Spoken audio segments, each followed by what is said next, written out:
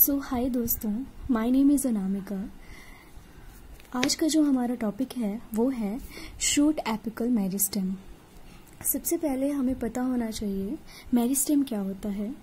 Meristem वो cell होते हैं जिनके पास कैपेसिटी होती है फॉर सेल डिवीज़न के लिए। यहाँ पे मैंने कुछ डेफिनेशन भी लिखी है जिसमें लिखा है meristem are population of small living cells with embryonic characteristics. They retain the capacity for cell division.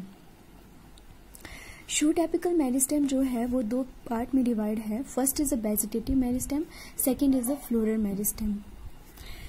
Vegetative meristem जो है, वेजिटेटिव मेरिस्टेम में be converted directly into the floral meristem. जैसे हम देख सकते हैं वेजिटेटिव मेरिस्टेम जो है वो फ्लोरल मेरिस्टेम में कन्वर्ट हो सकता है, और जो हमारा फ्लोरल मेरिस्टेम है वो हमारा वेजिटेटिव मेरिस्टेम में कन्वर्ट नहीं हो सकता, बिकॉज फ्लोरल मेरिस्टेम के जो सेल है वो हमारे फ्लोरल ऑर्गन को प्रोड्यूस करेंगे, that is sepal, petal, stamen and carpel. यही चीज़ लिखी हुई है। They differ from vegetative meristem in that instead of leaves they produce the floral organs. So जो हमारे फ्लोरल मेरिस्टेम है के सेल जो होंगे वो हमारे कैसे काम कर रहे हैं, डिटर्मिनेट सेल का काम कर रहे हैं, और जो हमारे वेजिटेटिव सेल का, वेजिटेटिव मेरिस्टेम्स के सेल जो हैं वो हमारे डिटर्मिनेट सेल का काम नहीं कर रहे हैं। इसके बाद हम देखते हैं शूट एपिकल मेरिस्टेम का diagram. Firstly shoot apical meristem जो है वो 3 लेयर में डिवाइड है। The first one is L1, L2 and L3। Outer layer जो है वो है L1 जो हमारा बनाएगा shoot epidermis. L2 and L3 जो होंगे वो हमारे इंटरनल ऑर्गन को बनाएंगे। हमारे जो शूट एपिकल मेरिस्टेम है वो 3 लेयर में डिवाइड है। The first one is the central zone, second one is the rib zone and third one is the peripheral zone. जो हमारा सेंट्रल जोन है, सेंट्रल जोन कंटेन करता है हमारे स्टेम सेल को which divide slowly but are ultimate source of the tissue of the plant body.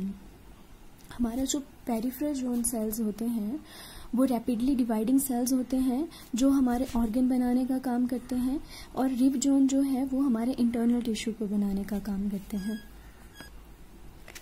इसके बाद हम देखेंगे gene controlling the SAM development. There are 3 type of gene. The first one is a Bushell gene, second is a shoot meristemless gene, and third one is a clavata gene. The first one is STM and Bushell gene. STM and Bushell gene क्या करते हैं, हमारे meristem को undifferentiated state में बनाए रखने का काम करते हैं। They increase the rate of cell division in the SAM, that is shoot apical meristem. और जो हमारा क्लेवाटा जीन होता है वो लिमिट करता है number of undifferentiated meristematic cells को। हमारा क्लेवाटा जीन का नेगेटिव रोल होता है बुशेल जीन के ऊपर, और बुशेल जीन का पॉजिटिव रोल होता है फॉर क्लेवाटा जीन के ऊपर। आगे देखेंगे हम इसके बारे में।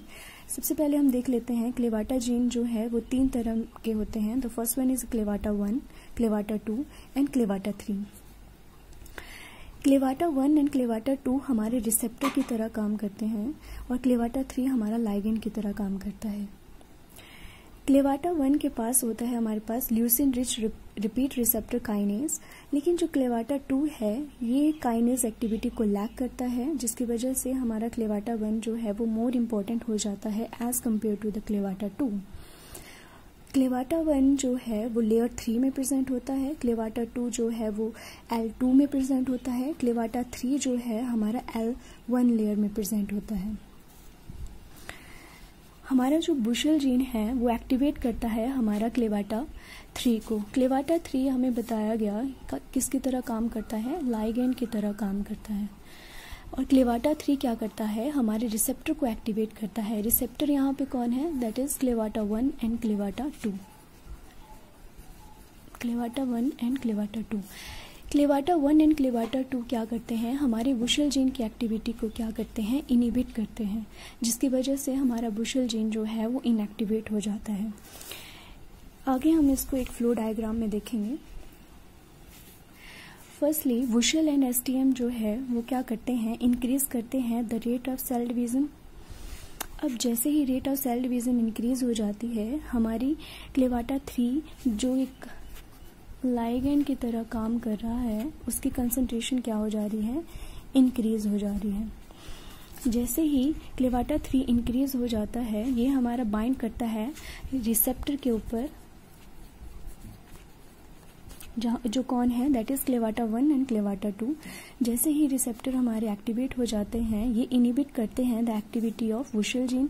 बुशेल जीन जैसे ही इनएक्टिवेट या इनिबिट हो जाता है, हमारी डिक्रीज हो जाती है सेल डिवीजन।